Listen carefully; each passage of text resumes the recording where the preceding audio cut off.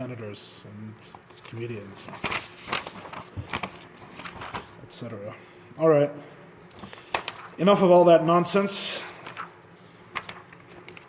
Here comes the Tzemach Tzedek in chapter 9 of Mitzvahs HaManos Elikus, his famous discourse about faith in God. We are going through, very generally speaking, the Rambam's, Maimonides' principles of faith, and we're explaining them according to the Chassidic understanding. We're explaining them not just according to the Rambam's philosophy, but we're explaining it according to Chassidus' mysticism. And we are actually right in the middle of something, so it's a pity that a lot of our regulars aren't here. We are in the middle of a metaphor explaining the nature of God's will. Our whole chapter is about God's will. And I have a question. The question is, how can it be that we pray to God to change His will, to change what He desires, and yet we know that God does not change, God has no parts, God is not divisible. So how can it be that we ask God to change His will, and yet God does not change? How can you have both things at the same time? We have a two-tiered answer. The first tier is according to the philosophers, and the second tier is according to Kabbalah and Chassidus, which is a kal v'chemer. If the philosophers are able to answer this question, all the more so Chassidus is able to answer this question. Why? Because the philosophers say that God is one with His will, and Chassidus and Kabbalah say that the will is only an expression of God. Again, philosophy says God is one with His will, and in this case, when we say one with His will, we don't mean as some sort of unity or as light in a vessel. There's lots of different ways we can say two things are one. According to the philosophers, there is literally no real distinction between God and His will. God and His will are literally identical. We use two different terms in human language, but the human language does not actually apply to any division within God. God simply is. And by being, He is His will, His knowledge, right? We've spoken about how these are all negative descriptions of what He is and how you can't really grasp what He is. We don't need to go over the philosophical explanation again, I think, because we've done it a few weeks in a row. Hopefully it's some of it's sunk in or it's understood a little bit. So according to the philosophical answer, how is it that God's will changes and He does not change? The answer is that you cannot apply limitations from the human will on God. When the human will changes, we know that the person changes because the person is affected by their will. When a person wills one thing and then wills another, that means that the person themselves has changed. This change reaches, so to speak, to their very being. Their change in their will changes what they are. But in fact, this is merely a limitation of the human will, and there's no reason to assume that such limitations apply to God. So basically, God's will is not like our will. God wills simply by being Himself, which we do not really understand, and that will, simply by being Himself, is able to do things that our limited will is not to do. So therefore, it's a false question from the get-go. Why are you comparing? Why are you asking questions from the human will that the change in will seems to imply change in the person? How can you apply that to God, whose will is not like our will? And the answer is there is no reason why you can apply that to God. This description of the human will is simply not, God's will is simply not the same as our will. So the limitations of our will don't necessarily limit Him. L'chaim. So that's the philosophical answer. In Chassidus, we say a kal v'chemer, because if even the philosophers who say that God is totally one with His will have no problem with God's will changing, because the changes in God's will is not like the change in the human will. So to speak, the change in God's will, we don't even understand what that means. We don't understand if it's the will that's really changing, if it's God that's really changing. We really see are the effects. We can't say anything about God at all. All right, we don't know what it means for Him to will something. He wills something by being Himself. We can't even really grasp what that means. So if they have no problem with when His will is one with Him, all the more so does Chassidus not have a problem and Kabbalah not have a problem, because we say that His will is not one with His essence. His will is an expression of Him. He and His will are not the same thing. They do not refer to really the same being. On the contrary, the essence of God is totally undefined. It's undefined both in the positive and the negative. You cannot say what it is, and you cannot say what it is not. It is simply God. He simply is Himself in utter simplicity. And his will, as we understand it, this will that the Rambam and the philosophers are describing, his infinite will that we don't understand, this is actually not one with his essence, but this is rather an expression of him. This is a level. This is his ratzon. His ratzon is a level. It is an expression. It is his light. It is his word. There's lots of different terms that you can use for this. But God is not one absolutely. He and his will are not the same, not of the same essence, not of the same being. His will is an expression of him. There is God, and then there is his will, which is an expression. Now, how are we to understand? And therefore, changes in his will, which first of all, we cannot understand, because his will is not our will. The will is one of the Eser Sfiras Bli Ma, right? It's one of the 10 expressions that whose essence, whose whatness, whose definition is not the same as we have it in our world. Our will is not his will. That's how we're saying our will is not his will in this chapter. We're saying that it's Bli Ma, that the Sfiras are not the same, they don't have the same essence as our will. His expression is not the same as our expression. So not only that, but on top of that, even this thing which we don't understand is not him himself. It's rather only an expression. The ratzon itself is an expression? The ratzon is in between the expression. It's not exactly the expression. No, there's different types of ratzon. There's different types of ratzon, which we'll get into a little bit later in the chapter. And it's not so simple, because there's lots of types of ratzon. Ratzon, is ratzon, is ratzon, it says, I think in the Zohar, if I'm not mistaken. It says what? Is ratzon, is a yesh. Yesh, yeah.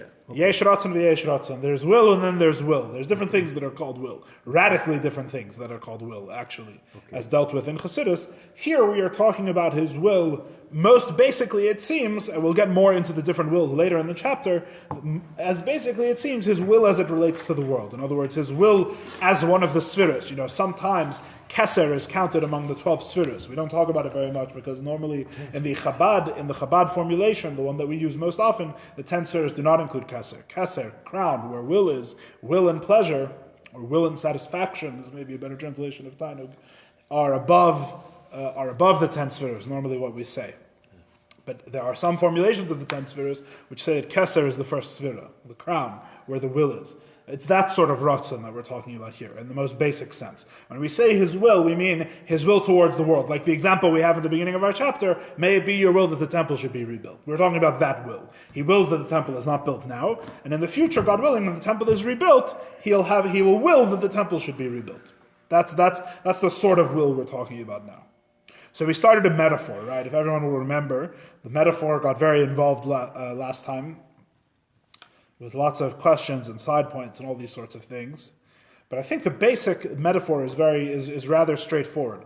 It's straightforward, but it's complex, because there's many parts, as we're going to see in what the metaphor is explaining, in the nimshal, in the analog that the analogy is explaining. We're going to see that there's many different aspects, and they all correspond to something which is very beautiful. That means it's an elegant metaphor, right? Because all the different aspects all correspond perfectly to the correct thing. So what's the metaphor? The metaphor that the Tzemach Tzedek gives is like this. He says that a person has different talents for different things that they do with their hands, right? Really, it could be anything, I think. But the example we're using here is actions that you do with your hands. You have writing, you have weaving, you have painting. These are our 3 examples, right? These 3 things the person relates to through their intellect.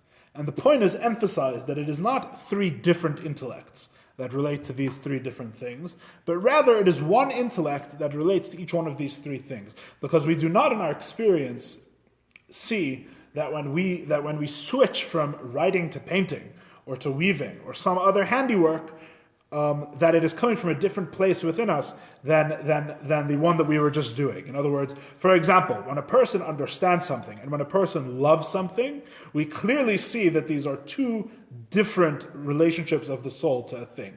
The soul relates to something through understanding it, or the soul relates to something through loving it, an emotional connection. These are 2 completely different things, as we know from our personal experience. This is because they each come from a different koyach, what's called a different faculty of the soul. The soul has abilities to do types of things. One general category is intellect, and another general category is love. And they're 2 different things entirely. Cognition and emotion are 2 different things. They're 2 different faculties in general. Good evening. So however, within intellect, these things, the idea of writing or weaving or painting or any other craft that a person attaches themselves to, these are all different types of intellect. They're all related to by the mind. How does a person know how to write calligraphy, or the craft that goes into calligraphy, or the craft that goes into painting, or the craft that goes into weaving? This is an intellectual relation to these pursuits. And each one of these things is a different thing that his mind gets involved in. So how does this work? Right, and why do some people know how to paint but they can't weave, or vice versa? Right, what are these relationships between the different things? So the way it works is, we said last week, it was near the end and we were rushing. We said that the mind is like a chemer hiyuli. The mind is compared to the matter without form. In other words, the mind is a thing which is able to take any form upon itself. It is not limited in its own form. It doesn't have a certain shape. The mind doesn't come in a certain shape, or so to speak, knowing just one thing, or limited to just one configuration. The mind, generally speaking, in many ways, is like formless matter. The mind is able to take the form of anything that the person wishes to think. And therefore, the mind, when it relates to writing, takes on the form of writing and knows that craft. And then you switch over and the mind can immediately know painting or weaving or any other craft. Now the thing was, but that doesn't explain why is it that one person is good at writing and not good at painting, and a different person is the opposite. And the answer is, because writing and painting, there is something called a levush. There is something called a garment for the mind, whereby the person relates to the form of intellect that they're doing. In other words, there is a form. There are forms between the mind and the thing that is being understood, is one way of putting it, I think, that determine what the mind easily grasps or grasps in a more difficult way. For example, when we say a person has a talent for painting, right? The painting is something that his mind is involved in.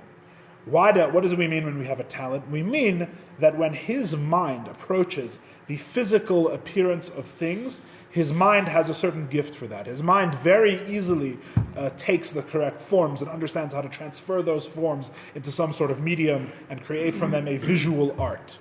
The art of painting, how to transform them into a two-dimensional representation, and he can paint, right? And colors and shadow and light and all the different things that go into painting, right? According to his ability and according to his talent. When we say that he has a special ability, we mean that his mind relates more easily to this sort of thing, which is not to say that his mind is limited to the form of painting, because that's obviously not true, because many people who can paint can also do calligraphy as well. Right? It's not to say that his mind comes in inherently, that his mind itself is limited to painting thinking. That would actually be a person who's very sick, who could only understand painting and not understand other things, and his mind couldn't take on other forms. On the contrary, his mind can take on any form, but there is something about painting, there's something in the nature of painting, and there's something in the nature of his mind, that his mind and painting go particularly well together. He is able to delve to the depths of this area rather than a different area. Now this thing, which is between the complete plasticity, the complete formlessness of his mind, and the rigid and define needs of the specific craft, in other words, the means by which his mind takes on a specific form to paint, is called a levush, is called a garment. Just as the hand interacts with the world through a glove, for example, so too there's a glove here, and a person can be born with, so to speak, a better glove for painting. He has a better interface. The mind and this thing, the mind more easily becomes this thing, as opposed to a different thing. A different person is born with a talent for calligraphy and cannot paint, or weaving, or any other art, or any other pursuit, or any other handiwork, right? This is what it is. So the mind, because we're trying to, remember, this is all just a metaphor. In other words, it's true, we're saying it for the purposes of metaphor only.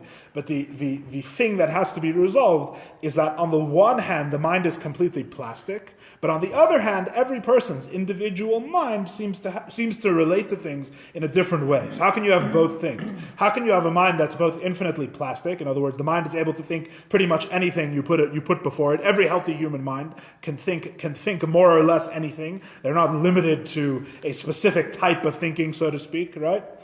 And the fact that, but on the other hand, you have a person that he just understands baseball, and he can be a baseball manager. And you have a different person that just understands painting. How do these two things go together?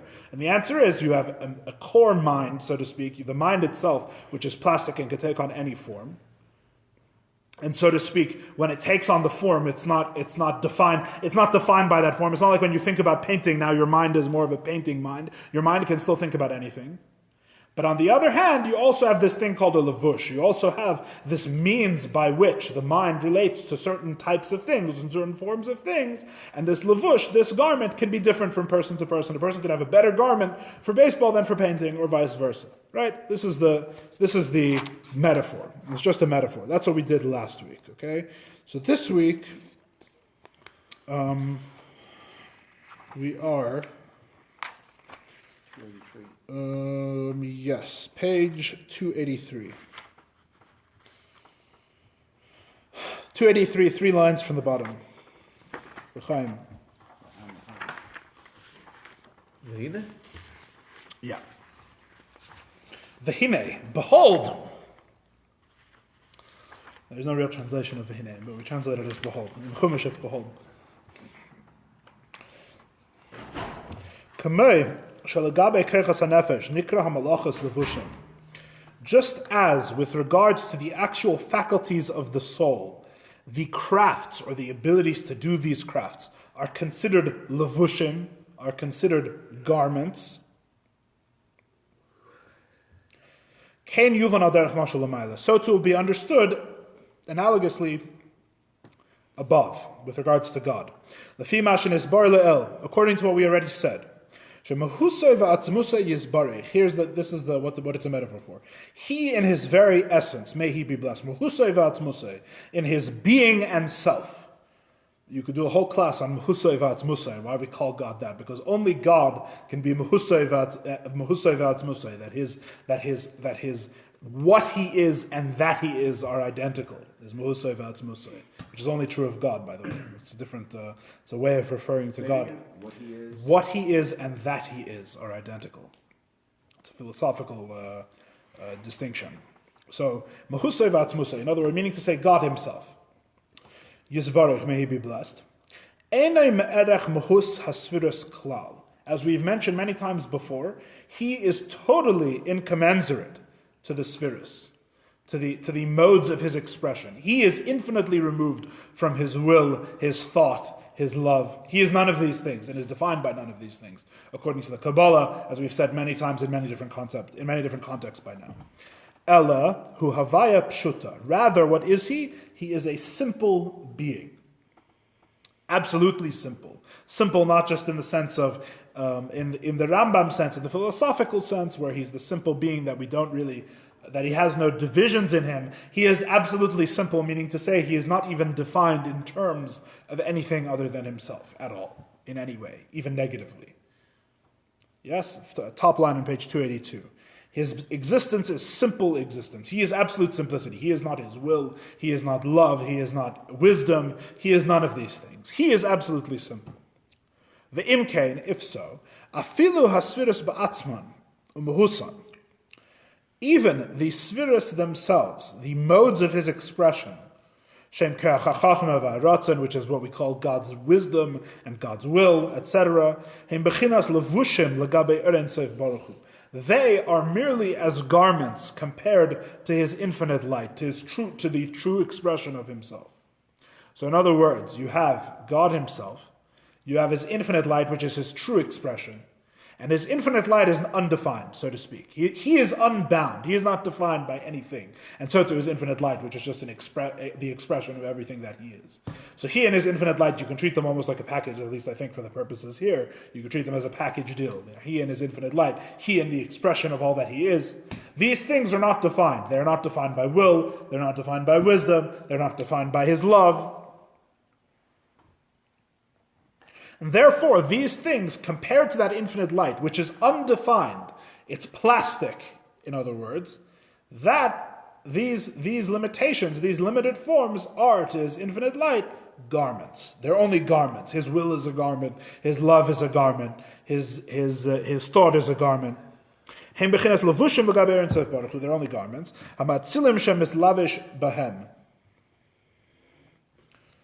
Hama'atzilam, pardon me, shemislavish behem, that they are emanated from his infinite light, and he invests, and the light is invested in them. Kihu or pashat, which is a simple light.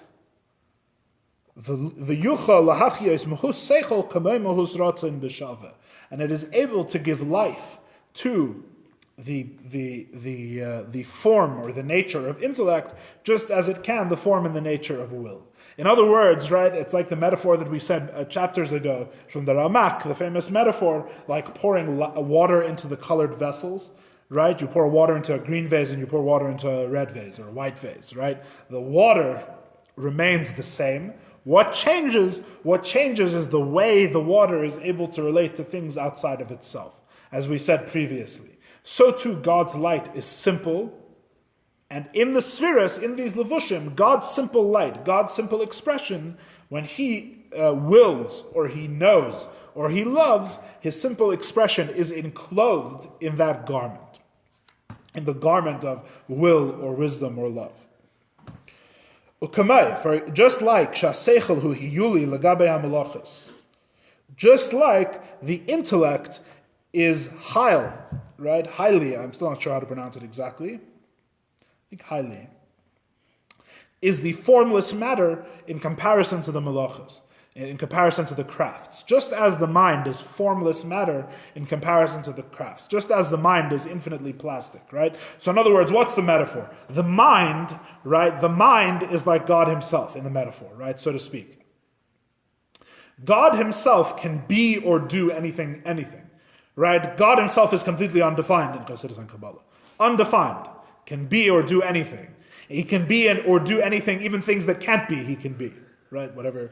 That's a discussion for a different time. So he can be or do anything. When we say anything, we mean absolutely anything. Now, meaning anything's beyond our ability to conceive even what they are. So when he actually wills, in other words, or when he actually thinks, or when he actually loves, what we mean to say is that that plasticity is limited into a specific form. It's like a human being can think about baseball or math or painting or writing, but he sits down and he decides, right now I'm going to weave.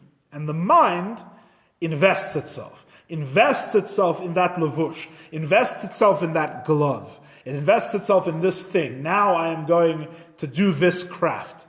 And the mind is invested in that thing to the extent that his levush, to the extent that his garment allows him to be invested. So remember, it's one mind. The mind is not defined now by the thing that it's invested in, right? Because we said a person can be thinking about painting and then 1 second later he can think about math, and it's not like his mind it's not like he has to destroy one thing and take on the other.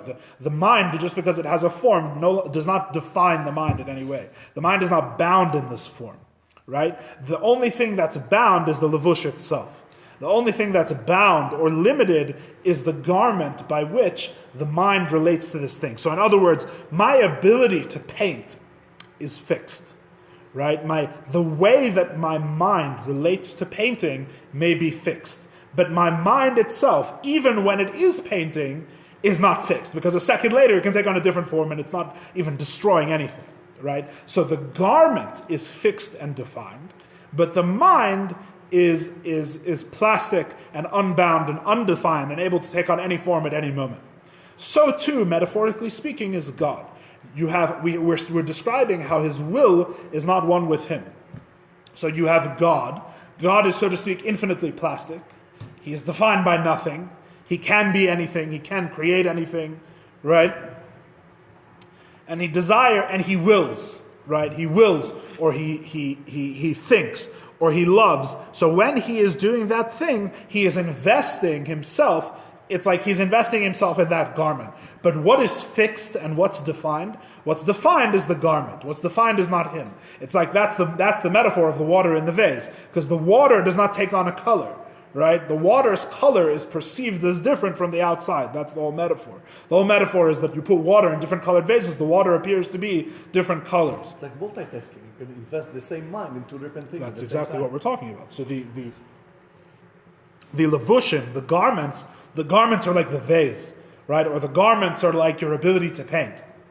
The garment is fixed. Will is a defined thing, right? In other words, whatever, you can bend your mind around this, because obviously God creates it as the thing that exists and is always the same. God creates as well, right? So that's a different level.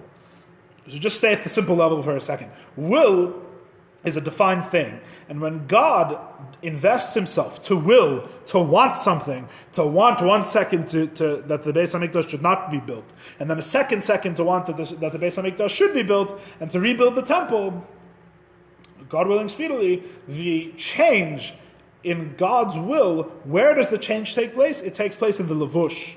It takes place in the garment. Because he invested within the thing, the mind at any moment is not defined by the thing that it is invested in. Right? This is the metaphor, to try and understand a little bit how God relates to these vessels, these spheres, which are outside of him, these different fixed forms that are only an emanation of him. They're not him himself. He himself is like the mind itself. He's not bound by any of these definitions. So when his will changes, is it him that changes? It's like saying, if my ability to paint improves, does that mean my mind itself has changed? And the answer is no, not really. Because when we say the mind itself, we mean the mind that has ability to take on any form. Right? It's the levush, it's the garment that changes. It's that interface which is fixed. It's not the protein, the plastic, the undefined, the formless mind which does not change. So too, God relates to his spheres, right? As we are now going to learn all of that inside.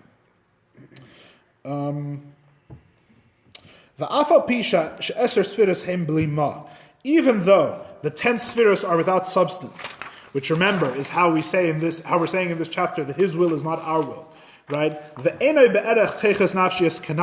And his powers are not at all commensurate to our powers. In other words, even when we're saying that God wills in this metaphor, right, with the garment, we're still not saying that will is anything like the human will, right? In other words, we're not negating what the Rambam said. On the contrary, we're building on it. We're placing him further away, right? We're raising his will up to something even higher.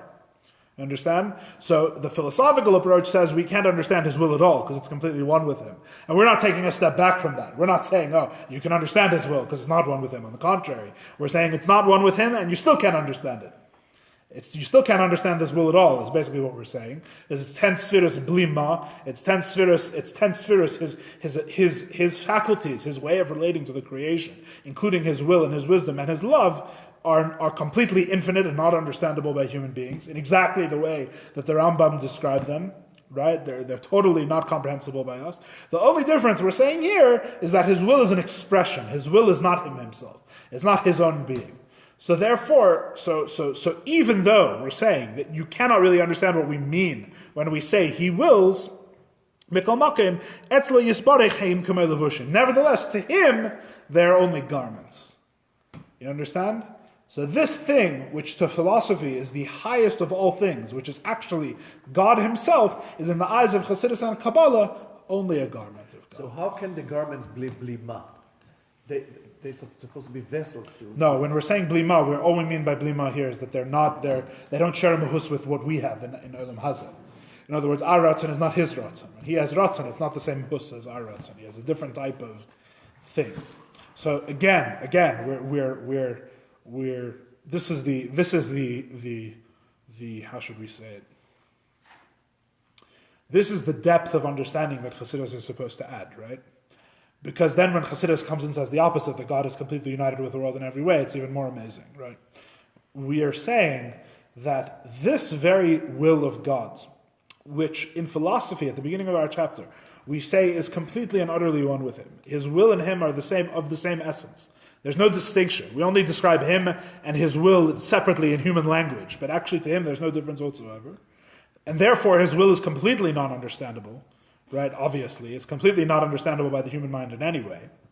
We're saying that same will is to him really only a lavush. It's not him at all. It's not him at all. He is not defined by it at all.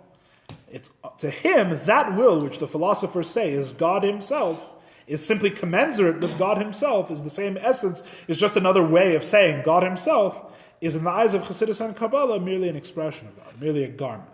That will, which we still cannot understand in any way, obviously. So that will, which we're talking about when he invests himself in this garment, it's only a garment. He's not defined by it at all. Just as the mind is not defined by any particular thing. So in other words, so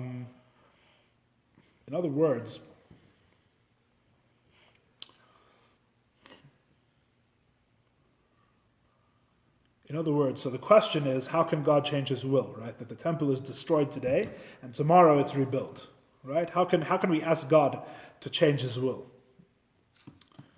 So the philosophic answer is you don't understand God's will.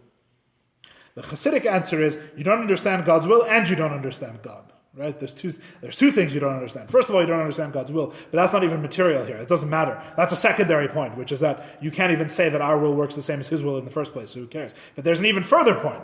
The further point of Chassidus is that why would God be defined by his will in any way at all, even in the negative definition?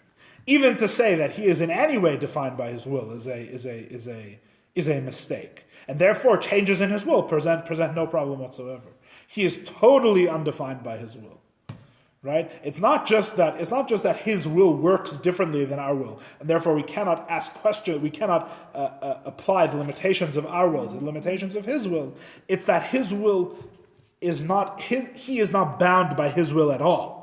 So the changes that take place, even if they were a problem, according to philosophy, to Chassidus it's not a problem in any way, because he is not bound by his will. Just like the mind is not bound by painting. A person could be painting and then decide never to paint again in their entire life, right? Or a person could be painting one color and then chooses to paint a different color, right? There's a different there's a change perhaps there's a change in his lavush, or he's painting and he understands painting better. There's all these different things you could describe, right? His mind itself doesn't change. Why? Because his mind itself was never bound by that thing in the first place. His mind itself, the assumption is that the mind itself and the garment should be one. Now, for some reason, that's the assumption of the question, is that the mind and the garment should be one. Tzemach Tzedek the whole reason Tzemach Tzedek is using this metaphor is to show that it's like two things that aren't one. The mind is invested in the garment, but the mind and the garment are not one at all. The garment is something that the mind uses, the mind invests in, but the mind itself is always totally lacking in definition. It's totally lacking in form. It's able to take on whatever form it desired. So the mind is not changed. It's the garment that changes, just like it's his will that changes, and it's not God himself that changes. And in fact, the entire assumption of the question, in light of this metaphor, is just shown not to apply in any way. Right? The assumption of the question that a change in will is a problem for God, it's like, well, if you understand that it's not God himself that's willing, but the will is rather only a garment, and it's like the mind which has no form, which is invested in a specific handiwork, you understand all of a sudden that the question in the first place doesn't even obtain. There's no question. Right? God, well, why would you assume that God is defined by his will? Right? That's basically the Chassidus answer. There's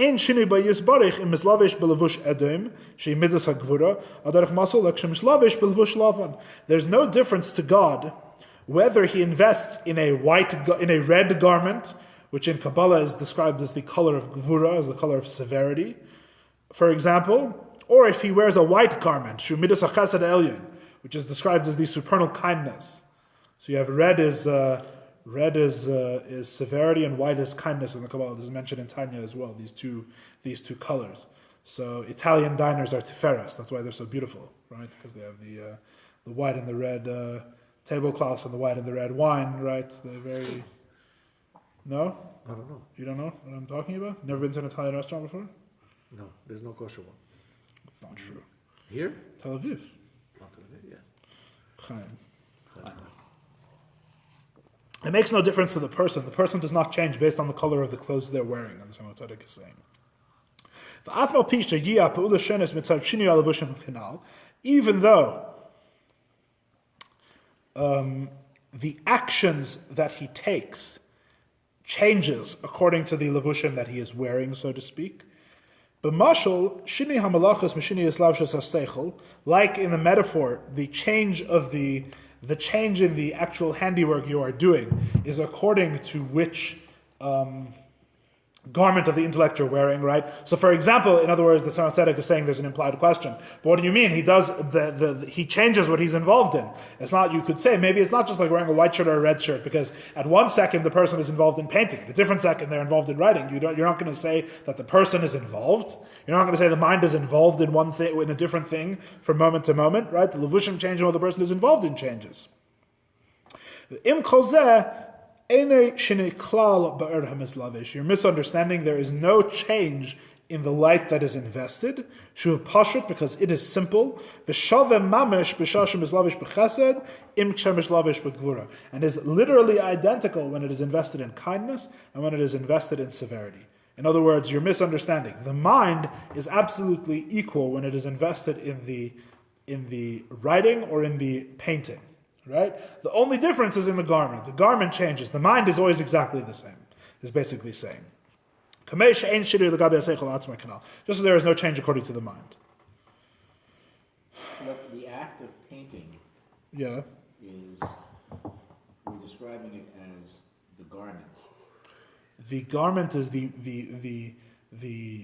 bridge between the mind, which can take on any form, and the actual handiwork of the painting. There's a spiritual MacGuffin in the soul, in the mind, that is the interface between these two.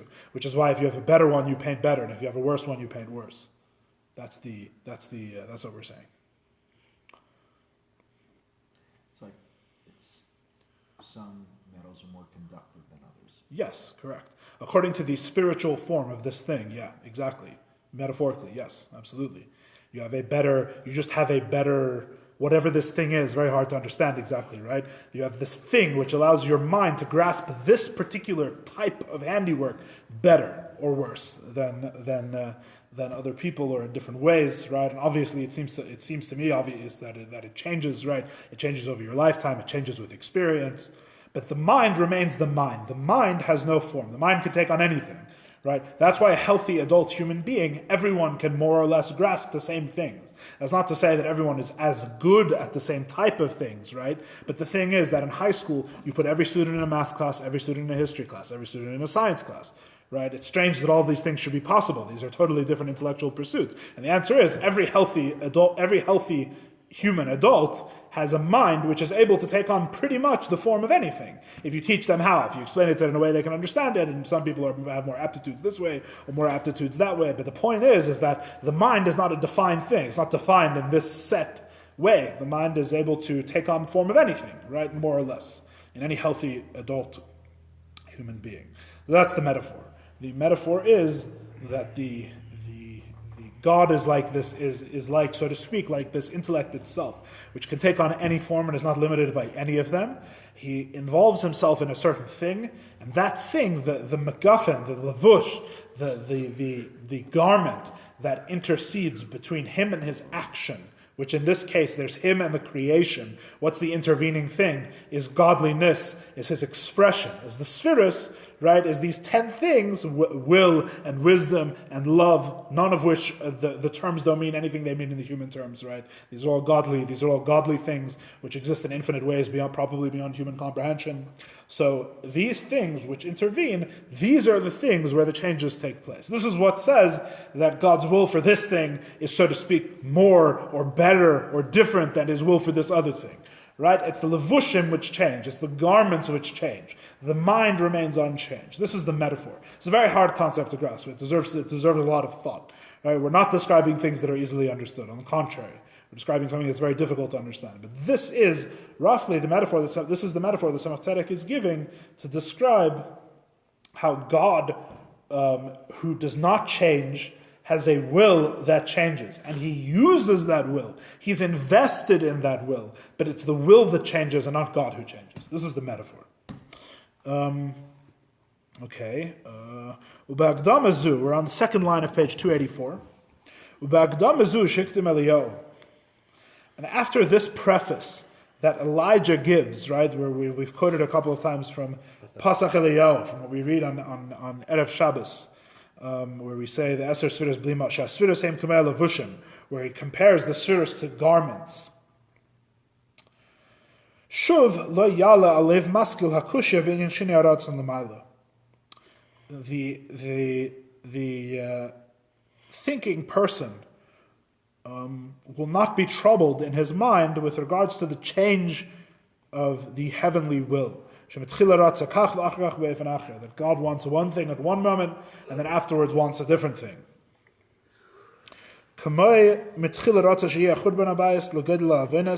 That, for example, that he first desires the destruction of the Beis HaMikdash because of our great iniquity. And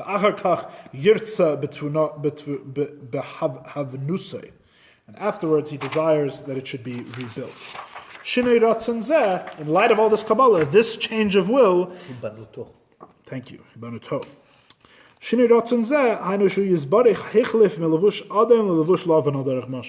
this is God changing his garment from the red garment to the white garment, from Gevura to Chesed. It's the garment that changes. God himself does not change. The different will that at one point God wants the destruction of the Beis HaMikdash, and then he desires that the Beis HaMikdash should be standing and be rebuilt. This change in God's will is like the exchanging of garments, the exchanging of the red garment for the white garment. It's like switching to a different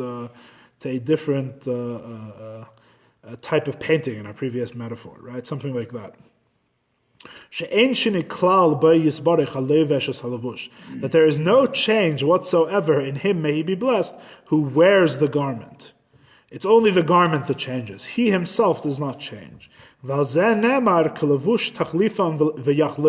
verse, right, from Tehillim. Like a garment that changes and is changed. Right? He has garments that are, the garments are exchanged.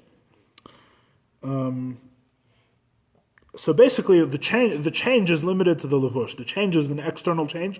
It's limited to the spheres. This is ultimately the answer we had in previous chapters about God's love, right? About God's wisdom. It's the same answer. It's an answer. We're describing it in a different way, probably because as we head towards the end of this chapter, things get more complicated because ratzon, will, exists at multiple levels. Some of them which are not really described as well by the spheres, as we're going to see. It's a whole different can of worms. That's why we're repeating the same subject matter, because we're going to go even further, right? We have to establish the base before we go onto other things. As far as I understand, that's the ordering of what we're talking about here. But even when you change garment, something inside of you changes as well. Really? That's human. Okay, that's human, but Let's.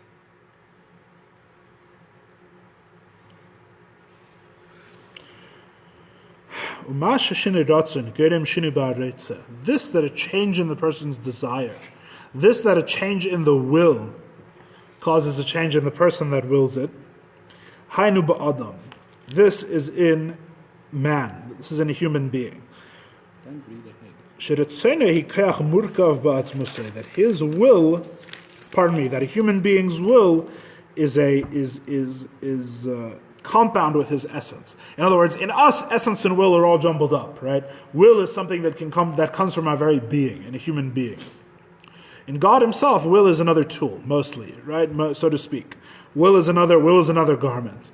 So by a human being where will and the person himself are entangled, it's hard to see how a person can desire something without the person himself being involved. But this is a limitation that does not apply to God. Right? In God, he and his will are not entangled in this way. When a human being wills, the very essence of his soul is moved. And therefore, a change in a person's will involves a change in their very essence. It is the very essence of the person that changes when their desires change. Masha'en ken l'mayla, as opposed to God, sharatzon u'kamoy levush, by whom his will is only a garment. When he wants something, he is not moved in his very essence. Just as the person's very essence is not changed from an actual physical garment. It seems what we're saying. That's what Tati said. Like the example of the water in the colored vessel that I mentioned earlier. In other words, the essence of the water is not changed, right? All the changes by investing in a vessel is for outward expression, right? Is for relating to a lower level, or relating to the other, or relating outward. All of these things are part of the metaphor. So this is how. So too is when when God invests Himself in the garment of will, changes in that garment do not affect He in His very essence, right? All the changes in the garment are just like changing the vase. They're just like changing the vessel in which the water is invested, but the water itself remains unchanged. These are all metaphors which are for a concept which is very difficult to grasp. So if you don't fully grasp it, that's okay. You're in good company. A change in his will does not change him in his very essence. Even in a human being, when he changes his garments, that does not cause a change in his very essence. In other words, his actual physical clothes.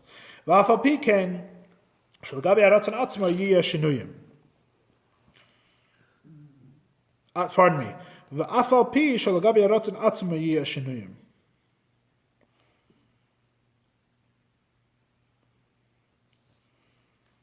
Okay, so that's the next point. Okay, we have 5 minutes. 1 second.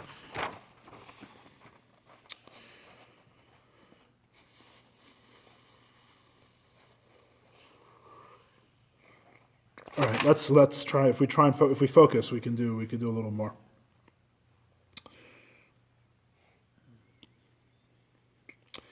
Okay. If you remember from previous chapters, yes, we spoke about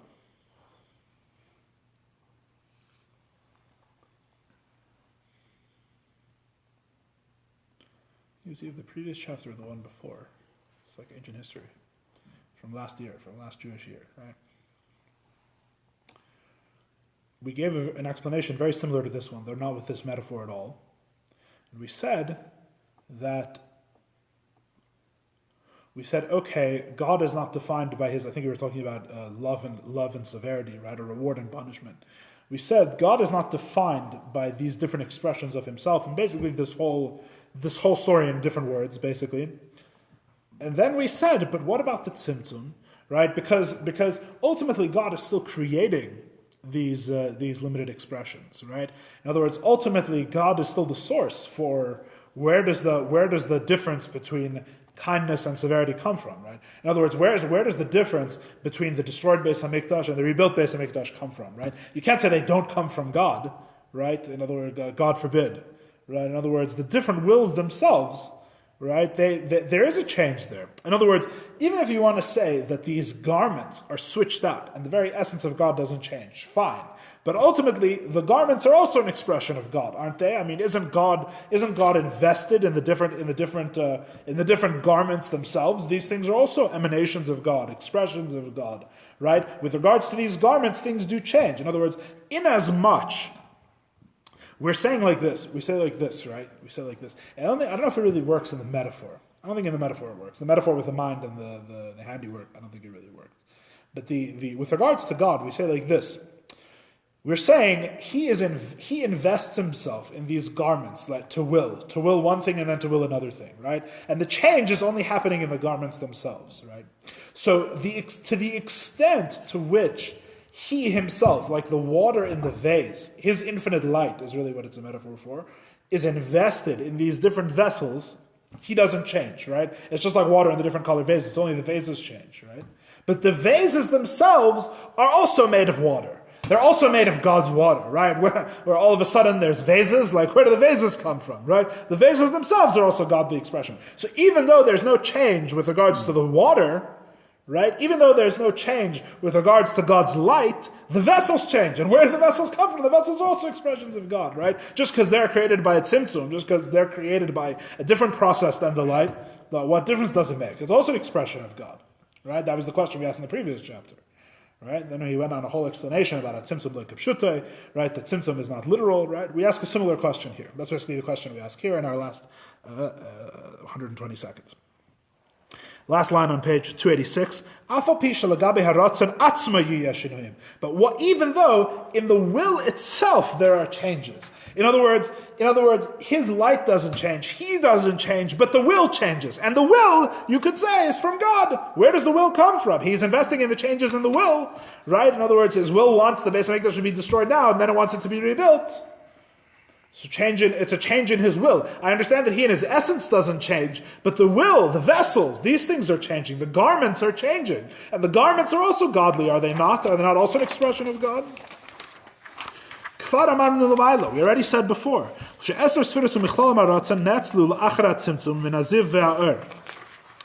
already said that the 10 spheres, including the Ratzon, are emanated after the Tzimtzum from a ray of his light. Even though they are called godly, they are no longer commensurate to his very essence, to him himself. Changes in them do not affect him. He merely shines and encloses himself in them. Shehu inyan ha-kav shenimshach me'er shelifnei ha-tzimtzum, which is the kav, which comes from the light before the tzimtzum. Ubei ein shenuyim klal, and in him there is no change at all. Rak kamei hischalfus levushim, only like the garments are exchanged. Shepeshet elu v'levesh acherim. He removes these and puts on others. In other words, the garments themselves, as we explained before, the garments themselves are effects of the tzimtzum. They are created through the tzimtzum, and the very fact that they are created from the tzimtzum means that they have a different status. Even though it's true that the tzimtzum is not kapshuta, the tzimtzum is non-literal. In other words, the tzimtzum is also a mode of godly expression. We explained how that's all possible. Nevertheless, after the tzimtzum, which we also explained before, if I'm not mistaken, after the tzimtzum, after the removal of the godly light, and these vessels are created, these vessels are to him only as garments. Right? In other words, the vessels are not like the light. Don't make the mistake. This is what we said before, right? We said in the previous chapter. The vessels are created from the tzimtzum, and the tzimtzum, it's true that the tzimtzum is non-literal. In other words, the tzimtzum, even though the tzimtzum appears to take place, it's really only that's only an external reality, right? The removal of God from the vessels is, so to speak, an illusion to a certain extent. Not illusion is probably a bad word. Is created from a certain perspective, but from a different perspective, it never takes place at all, right? There's all these different things. So, not takes place at all is probably also the wrong words to use. I'm summarizing very badly. In other words,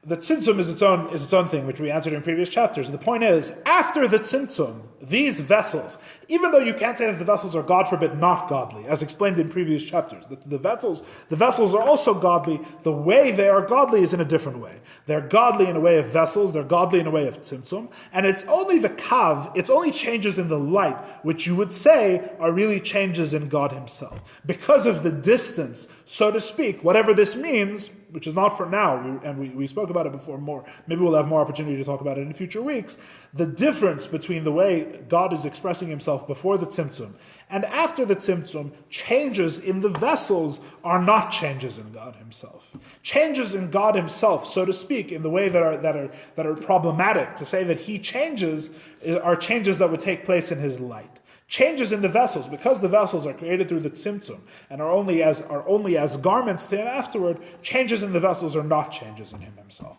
Even though the vessels are also expressions of God. And this is part of the reason why God created vessels in the first place. In order that there should be something that changes, which does not change him himself. Right? The whole notion that there should be something other than him is really the idea of the tzimtzum. The whole idea of the removal of his light is that there's room for something else now. And basically what we're saying here is that the vessels are sufficiently something else, the garments are sufficiently something else, that changes in them cannot really be considered changes in him. Right? And if you really push the question, that goes through to what we've spoken about before, that the tzimtzum is non-literal. That the even the notion that the vessels change, they change in a non-literal way. The change that is present there is itself it is a real change, and a change that doesn't matter from the lower perspective, and from the higher perspective, it's not really a change. Right, nothing really changes. This is what we explained in that previous chapter, either the one before this or the one before that. Either one chapter ago or 2 chapters ago. That's basically what we explained when we came to this question. So here I think he deals with it more succinctly, which I suspect, I have to do a little more research, I suspect may have to do with the difference between will and the spheros, because with will we're going to go further than we went with the other things, I think, with chokhmah and with love and with reward and punishment. So we may not want to be so categorical about the tzimtzum and that the vessels are the cutoff, so to speak. But more on that, God willing, next week. So the bottom line is that the changes are only in the vessels. Changes in the vessels are not changes in him. Even though the vessels are also his expression, the bottom line is there a different type of expression? They're the very type of expression in which changes are possible such that they are not changes in him. That's the whole idea. Right? So the changes that take place in his will are not changes in him. And the light itself, the water that's within the vase, so to speak, is the same color in every vase that it's in. So his desire, when he changes his mind to not build the Beis HaMikdash and to build the Beis HaMikdash, it's just like changing the garment. It's just like changing the way in which he himself is invested in his will. All right. I think that's enough mind-boggling stuff for this week.